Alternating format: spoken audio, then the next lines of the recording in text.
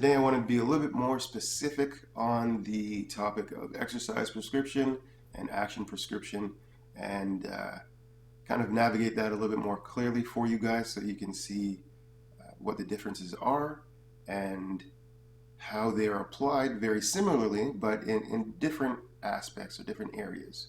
So in exercise we have something called, let's say, type, time, intensity, and specificity.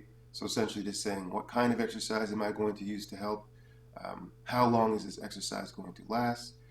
How much resistance or challenge is there in this exercise?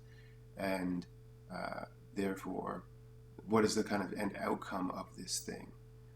When it comes to the action prescription, we have very similar things, but instead of thinking about the kind of physical body alone and those attributes, we're thinking about the individual. We're not navigating the exercise per se, but we're navigating an experience, and in that way we would do the same qualifications.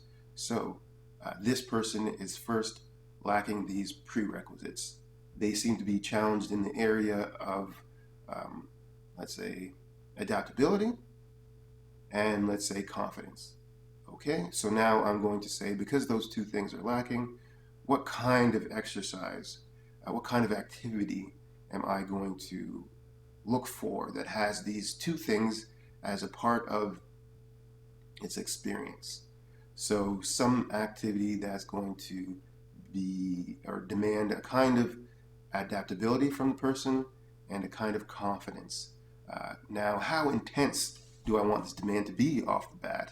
Is it going to be strongly leaning towards kind of challenging the adaptability part, or is it going to be strongly leaning towards challenging the confidence part, or is it going to be both?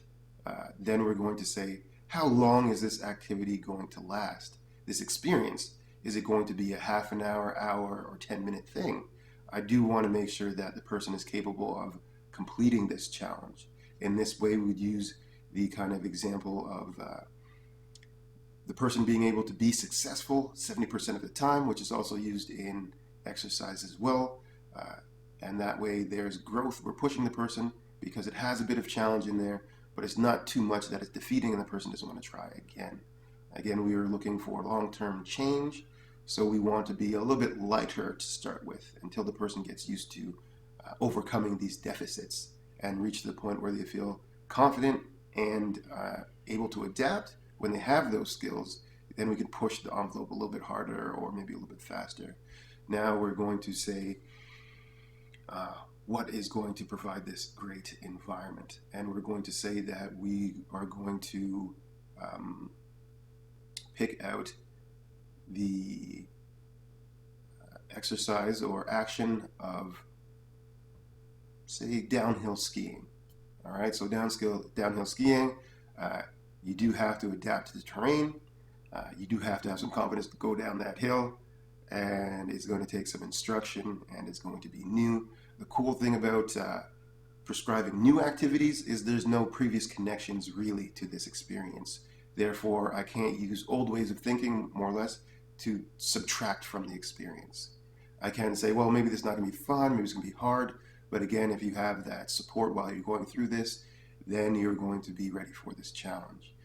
When you take this challenge on, you will have new experiences. You'll have new connections. Was it good? Was it bad? Was it hard? Was it not hard? Either way, we can build on it. We could take what your original experience is.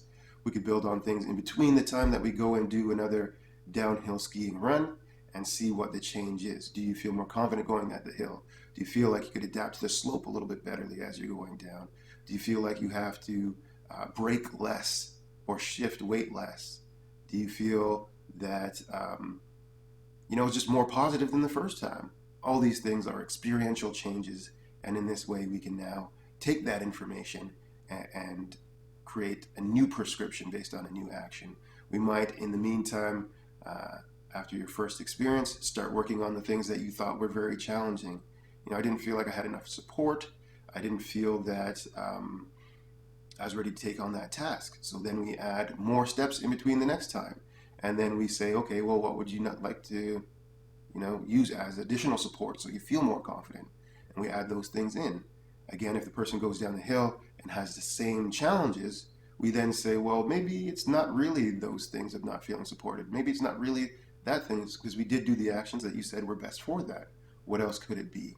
And then you could dig a little bit deeper and you find that, oh, actually, this thing that we thought was confidence and we thought was adaptability is just really the need of somebody understanding your perspective on a situation and getting to see that it is uniquely challenging in this way for you.